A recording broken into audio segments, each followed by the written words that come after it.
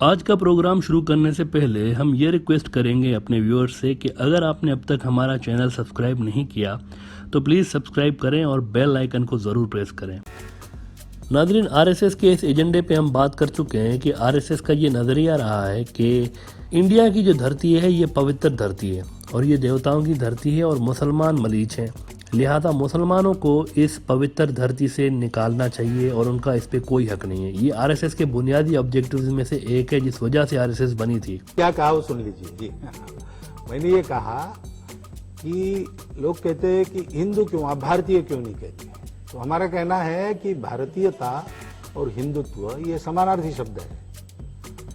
वैश्विकता और हिंदुत्व ये समानार्थी शब्द है, लेकिन इसका कंटेंट व्यक्त करने वाला जो शब्द है वो हिंदू है, क्योंकि भारत एक जियोग्राफिकल कॉन्स्टिट्यूशन लेकर आता है। क्योंकि भारत नाम की जियोग्राफी में इसका विकास हुआ, तो वो भारत माता, अखंड भारत माता हमको पूजनीय, वंदनीय, श्रद्धेय, ये सारे बात ठीक है, लेकिन हिंदुत्व तो उसका एक फीचर है, उसका इमोशनल कंटेंट है। वो कंटेंट जब तक भूमि के साथ जुड़ता नहीं तब तक वो डिफाइन नहीं होता। नहीं तो भारत तो केवल जियोग्राफिकल भारत तो अलग अलग बदलता रहा है। और आरएसएस और बीजेपी जो कि उसकी सियासी विंग है, इनसे जुड़े हुए लीडरान इस ग्रांड मंसूबे के हवाले से खुलकर बात करते रहते हैं अपने जलसों में। और इसी सिलसिले में ट्रंप की जब हुकूमत आई थी तो इंडिया में बीजेपी ने आरएसएस की इस नज़रिए पे काम शुरू कर दिया था जोरों शोर के साथ, और सीएए भी उन्होंने पास कर दिया था और बड़े बड़े डिटेंशन सेंटर भी इंडिया ने कायम करना शुरू कर दिए थे। लेकिन कहते हैं ना कि होता वही है at the end of the day जो कि खुदा चाहता है। अभी बीजेपी सीएए को तेजी के साथ इम्प्लीमेंट करने में मसरूफ थी कि कोविड आ गया और इंडिया तो गया, पूरी दुनिया लॉकडाउन हो गई।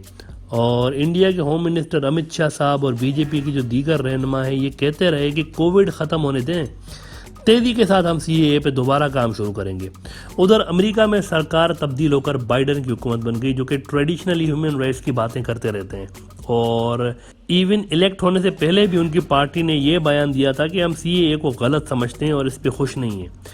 ये बीजेपी के लिए एक बहुत बड़ा झटका साबित हुआ था कि जिस मुल्क, जिस इत्तेहादी के बलबूते पे बीजेपी सरकार ने इतने संगीन वायोलेशंस किए थे ह्यूमन राइट्स को, और जिस इत्तेहादी के बलबूते पे बीजेपी सरकार ने अपनी छोटी छोटी आंखों में बड़े बड़े सपने सजा रखे थे, उसी इत्तेहादी के तेवर अब बदल चुके थे सरकार बदलने के साथ साथ सीएए को लेकर। क्योंकि बहरहाल जहां ये बात हकीकत है कि सीएए और हिंदू राष्ट्र ऐसी चीज़ें हैं जिनसे आरएसएस और बीजेपी कभी भी बेक ऑफ नहीं कर सकती, क्योंकि ये उनकी बुनियादी जो आइडियोलॉजी है उसका हिस्सा है।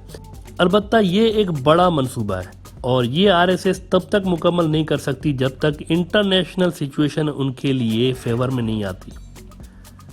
ट्रंप के आने पे आलमी हालात बीजेपी के हक में थे, तो उन्होंने आर्टिकल 370 ख़त्म किया कश्मीर से, राम मंदिर का उन्होंने फैसला ले लिया, सीएए समेत कई वायोलेशंस की ह्यूमन राइट्स की। लेकिन क्योंकि व्हाइट हाउस में उनका दोस्त बैठा हुआ था, लिहाजा वहाँ से किसी किस्म का कोई प्रेशर इंडिया के ऊपर नहीं आया। लेकिन बाइडन के आने के बाद अब हालात थोड़े से बदल चुके हैं और बाइडन इंतजामिया का इंडिया के ऊपर ह्यूमन राइट्स की वायोलेशंस के हवाले से बहरहाल प्रेशर है, और इंडिया के ऊपर ये प्रेशर है कि वो क्लीन रहें ह्यूमन राइट्स के मामलों के हवाले से।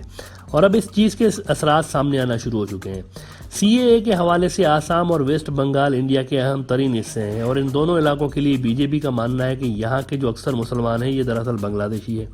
अब ऐसे में बीजेपी ने अपने आसाम वाले मैनिफेस्टो से सीएए को ही गायब कर दिया हुआ है।